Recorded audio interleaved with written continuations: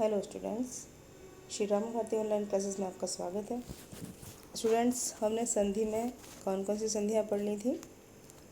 स्वर संधि और व्यंजन संधि। ठीक है, आज हम पढ़ेंगे विसर्ग संधि। राइट, आई होप स्वर संधि और व्यंजन संधि आपको क्लियर हो गई होगी। फिर भी अगर कुछ रह गया हो, कुछ समझ में ना आया हो, तो आप जूम क्लासेस में पूछ सकते हो और वीडियो भी बार बार देख सकते हो, तो आपको समझ में आ जाएगा। राइट, अब देखिए विसर्ग संधि। विसर्ग संधि स्टार्ट करते हैं। विसर्ग संधि यानी विसर्ग के बाद स्वर या व्यंजन आने पर विसर्ग के परिवर्तित रूप को विसर्ग संधि कहते हैं। कहने का मतलब ये है कि वह संधि जिस संधि में विसर्ग के बाद क्या आए, ये विसर्ग समझते हैं ना, जो ऐसे लगाई जाती प्रातः पर और अतः प्रातः, ये जो विसर्ग होती है, विसर्ग के बाद स्वर या व्यंजन आए और इस पर ये जो विसर्ग है इनका रूप चेंज हो जाता है। ठीक है, उसी को हम विसर्ग संधि कहते हैं। क्लियर? अब देखिए विसर्ग संधि के नियम क्या हैं। तो विसर्ग संधि के नियम हैं, विसर्ग से पहले अ या आ को छोड़कर कोई अन्य स्वर हो और विसर्ग के बाद किसी वर्ग के तीसरे, चौथे, पांचवें यानी ये हो या फिर यर अलावा हो, तो क्या हो जाता है, विसर्ग का र हो जाता है। यानी कहने का मतलब ये है, जैसे ये नी है, इसमें अ नहीं है, नी है तो नी में ई आ गई ना, ई के बाद ये जो विसर्ग आ गई। अब लास्ट में क्या कहेंगे, हम विसर्ग कहेंगे ना, तो विसर्ग के बाद क्या आएगा, विसर्ग के बाद किसी वर्ग के तीसरे, चौथे और पांचवें वर्ग। तीसरा, चौथा और पांचवा, ये ध्यान रखिएगा, तीसरा, चौथा और पांचवा मतलब कहने का है कि विसर्ग के बाद क्या आए, पहला और दूसरा ना आए। क ख वाली क और ख, च और छ, ठीक है, ये ना आए उस, और कोई भी स्वर व्यंजन आ जाए तो क्या हो जाता है, र हो जाता है। ठीक है, जैसे निह जन, निर्जन।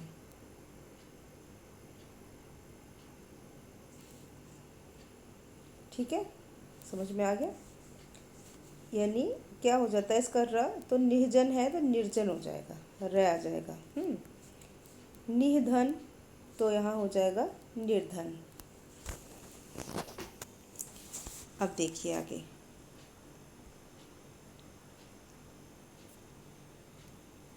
ये एग्जाम्पल्स बहुत सारे दे रखे हैं, निर्धन, दुर्जन, निरीश्वर, निरुपाय, निरर्थक और निर्जन। यहाँ देखो विसर्ग के बाद क्या है, ज है, अ है, उ है, व है और ये सब दिखाई दे रहा है, ये सब है। इन सब से क्या होगा, ये र हो जाएंगे। क्या हो जाएगा, र हो जाएंगे।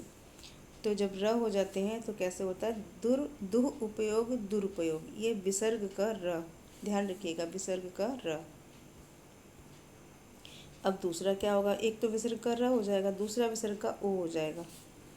ओ कैसे होगा, यशः अभिलाषी, यानी इसमें जो नियम है, यदि विसर्ग से पहले अ हो तथा बाद में भी अ हो या किसी विसर्ग के या किसी वर्ग के तीसरे, चौथे और पांचवें वर्ण अथवा याराला में से कोई वर्ण हो, तो विसर्ग का ओ हो जाता है। मतलब वही वाली बात है, देखो जो पहले नियम में था सेम है। पहले नियम में क्या था, रा हो जाएगा विसर्ग का, इसमें विसर्ग का ओ हो जाएगा। उसमें यहाँ पर अ नहीं होगा, पहले वाले नियम में उसमें ई होगा। ये अ और आ दो नहीं होंगे, बाकी सब सेम है, ये सारा सेम है और र हो जाएगा। यहाँ क्या है, यहाँ है अ हो और बाद में ये सारे कोई आ जाए अगर, तो सब मिला करके क्या हो जाता है, ओ हो जाता है। जैसे यशः अभिलाषी, यशो अभिलाषी, अधः गति, अधोगति, तपः बल, तपोबल, मनः रथ, मनोरथ, सरोवर, सरोवर, तपः भूमि तपोभूमि, पयः द्वार पयोधर, रजः गुण रजोगुण, मनः बल मनोबल, निशिरः रेखा शिरोरेखा, तपः बल तपोबल, तेजः मय तेजोमय, यशः धर यशोधर। ठीक है, इन सबको पढ़ लीजिए एक बार ध्यान से। उसके बाद में विसर्ग का स होना। विसर्ग का स कैसे होगा भाई? किसी विसर्ग के बाद यदि त या स हो, विसर्ग के बाद त, जैसे ये त है या स हो तो स हो जाता है, ये वाला स हो जाएगा, चाहे आधा हो चाहे पूरा हो। देखिए नमस्ते नमस्ते, निसंतान निसंतान, मतलब आधा स हो जाएगा ये वाला, ध्यान रखिएगा। नितेज निस्तेज, दुशासन दुशासन। विसर्ग का स कब होगा? विसर्ग का स तब होगा जब त या स हो। ठीक है, तो क्या बन जाएगा ये? अगला है, यदि पहले शब्द के अंत में विसर्ग से पूर्व अंग हो या आ हो और बाद में क हो तो विसर्ग स में बदल जाता है। दो तरह से में बदलता है, एक तो त हो और स हो तो स में बदलता है। ये हाँ देखो, विसर्ग के बाद क हो तो भी स में बदलता है, यहाँ भी क है तो भी स में बदल गया, और ये भी स में बदल गया क्यों क है। ठीक है, क हो तो भी स में बदल गया। तो समझ में आ रहा है ना आपको? एक तो विसर्ग के बाद त हो, एक शॉर्टकट में समझ लीजिए, विसर्ग के बाद त हो, स हो और क हो, ये तभी किस में बदलेगा? स में ही बदलेगा, स।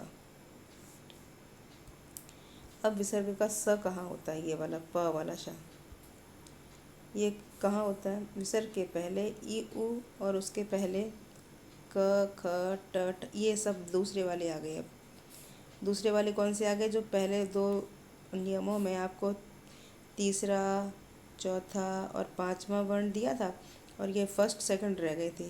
क ख ग क ख ट ठ प फ, ये तीनों रह गए थे। अब इसके बजाय ये नहीं आएंगे बल्कि ये आएंगे।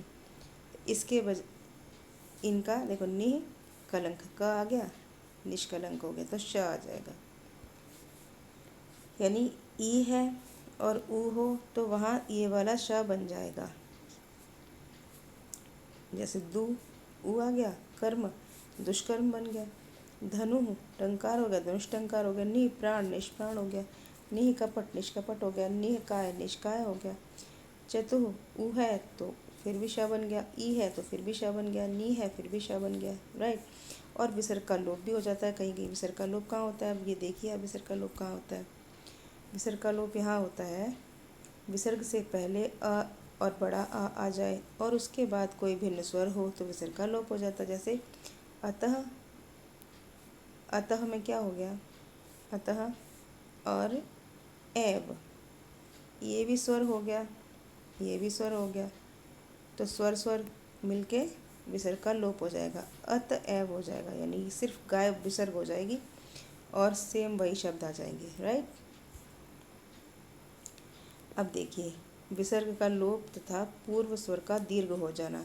इसमें भी विसर्ग का लोप हो जाता है, लेकिन पहला जो स्वर होता है वो दीर्घ हो जाता है। जैसे यदि किसी विसर्ग के बाद र हो, जैसे मान लीजिए विसर्ग है, विसर्ग की जमा में र है, तो विसर्ग का लोप हो तो भी विसर्ग गायब हो जाता है, तथा उसके पूर्व को दीर्घ का कर दिया जाता है।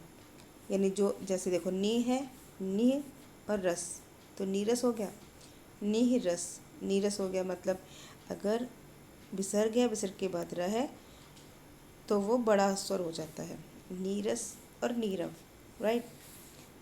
आई होप समझ में आ गया होगा। और आप एक बार ये भी देख लीजिए, हमने अब तक क्या सीखा। वर्णों के परस्पर मेल को हम संधि कहते हैं।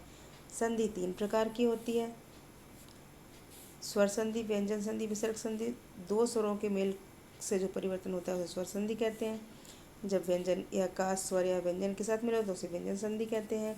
और विसर्ग क्या होता है? विसर्ग के साथ स्वर या व्यंजन का मेल होता है जब, उसे हम विसर्ग संधि कहते हैं। क्लियर? आई होप आपको समझ में आ गया होगा। पूरी आशा है कि आप समझ गए होंगे। नहीं समझे हैं तो एक बार फिर से वीडियो चला चला के बार बार देख लीजिए, आपको जो क्लियर नहीं हुआ है। बाकी जूम क्लासेस में आप मुझसे पूछ सकते हैं। क्लियर?